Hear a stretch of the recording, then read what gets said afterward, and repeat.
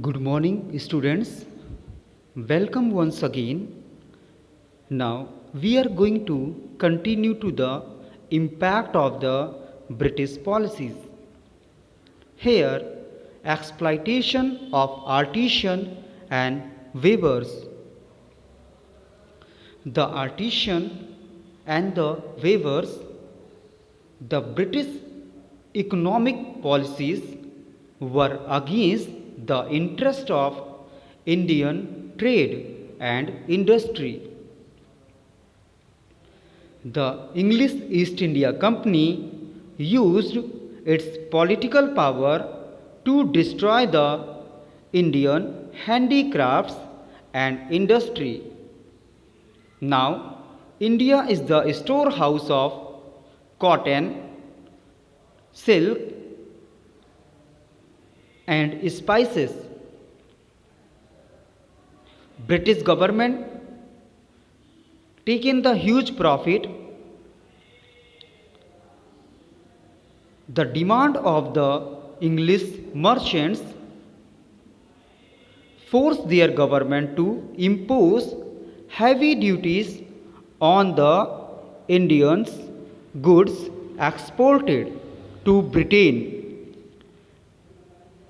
The machine made goods were sent to India without any duty. That's why they are cheap goods and flooded in the market of India.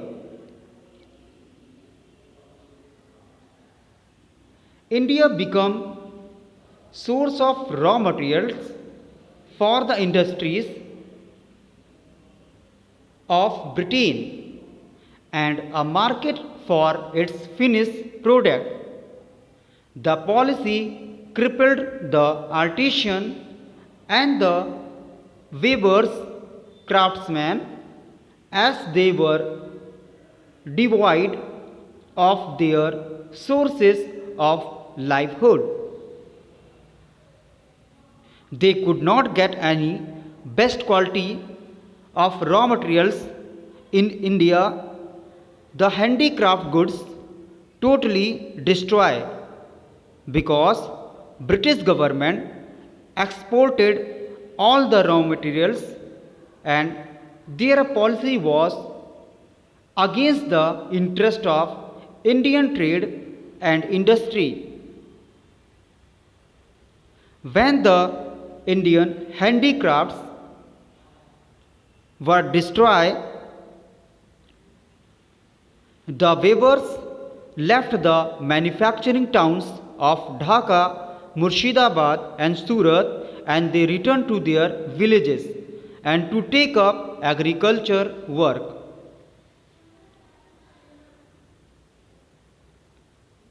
Drain of wealth.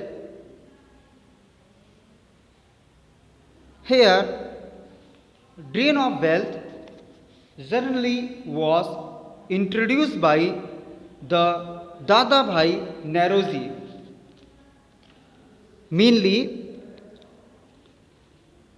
like the some of the battles after the Battle of Plassey in 1757, especially given grants of Diwani in 1765 by the Mughal Emperor Shah Alam II, and East India Company used its revenue income to invest in the trade and commerce. Now, Dadabhai Naoroji, he is also known as the old man of India.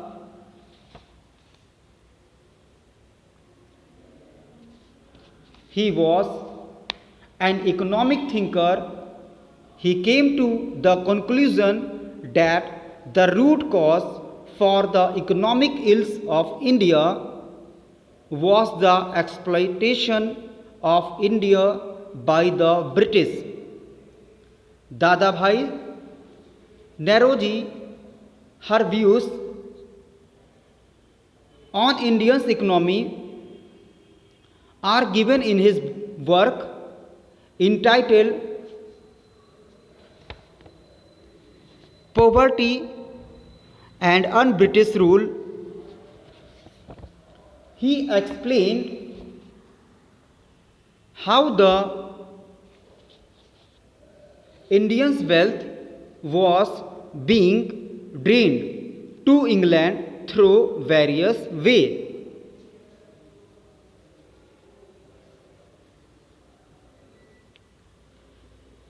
Dadabhai explained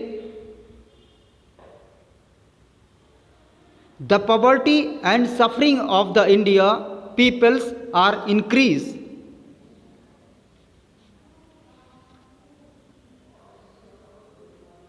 Due to the industrialization and exploited by the British government. Education.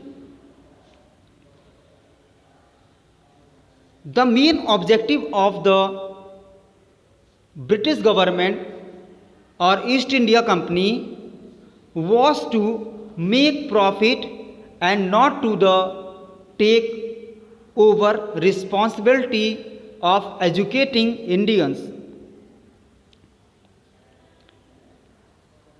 They promote learning in only English mediums. Thou, the missionaries are open a few English schools and their purpose was to promote Christianity.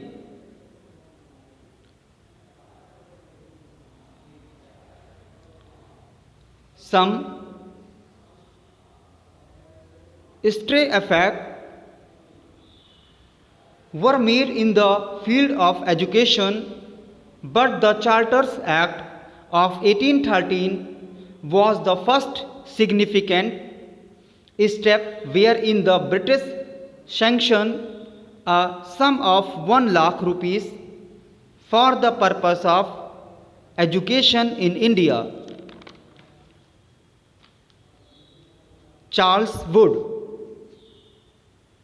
Charles Wood, the president of Board of Control, had an important effect on spreading English learning and female education. A major recommendation of the Wood's dispatch was to spread education among the common peoples and to make them vocationally efficient. Now, 3 universities were promoted in the 3 presidency towns of Kolkata, Bombay and Madras.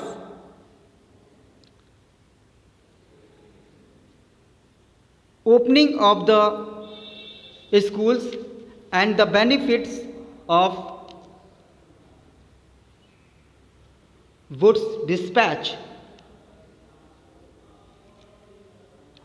Opening of primary schools for mass education, female education to be promoted now at schools level 3 languages, English, vernacular and classical to be studied. Higher education to be given through the English language.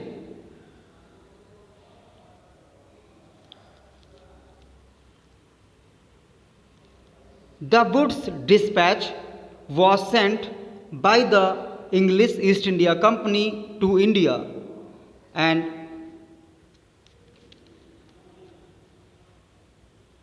but it wounded enable to the Indians realize the advantages of an expanding trade and commerce. By promoting the education of girls, an attempt was made to end the discrimination against the girls prevalent in the Indian society. A major drawback of the British education system was that it failed to reach out the poor peoples and those living in villages.